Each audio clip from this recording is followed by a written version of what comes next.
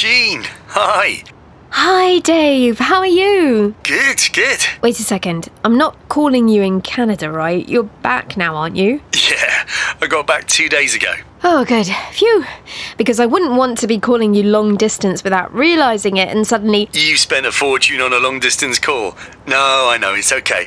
I actually wouldn't answer the phone while I was over there if I saw the call was coming from England. But no worries, we're in the same country now. Yeah. So, how was the trip? Did you meet your long-lost uncle? I did, actually. It was very good. I flew to Toronto and stayed there for a few days. At first, I was really worried about my accommodation because I kept reading these appalling stories about rental flats going all wrong. Oh, was it one of those? Yeah. My friend had a disastrous experience in Barcelona with one of them. The place didn't look anything like the photos, and all the neighbours hated that there was a holiday flat in their building. Awkward situation. Ugh. Right. So as I was saying, I was really worried because I heard these stories.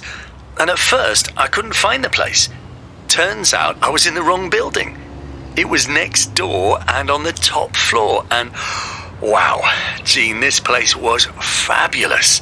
Really spacious with these floor-to-ceiling windows and the most scenic views of the city. I could see the lake and the whole city skyline and skyscrapers from my bedroom. I had to pinch myself to prove I wasn't dreaming. Sounds pretty cool. So, what's it like? The city, I mean. I've always wanted to go to Canada. It's nice. I mean, it's another big, vibrant, modern city, but it's really clean and there's lots of parks. One of the things I liked was the multiculturalism. We visited Chinatown, Little Italy, Greek Town, Little India. I can't remember the others, but it was sort of a new area every 3 or 4 blocks, you know? Hey, is it true that there's a whole part of the city that's underground? I read that somewhere about Toronto, or saw it on some TV show. It's true. I asked about that. They call it the Path. There's like almost 30 kilometres of restaurants, shops, cinemas and stuff, all underground, in the middle of the downtown area. Amazing. Yeah, but actually once you're down there, it's not that noticeable. There's actually a lot of natural light. I forgot we were underground. It's mostly useful to get out of the cold weather. What temperature was it while you were there? It was still only November, but it was getting cold. We had at least a day where it was less than 0. My uncle told me that in January and February, it can go down to 20 below 0. Oh, wow.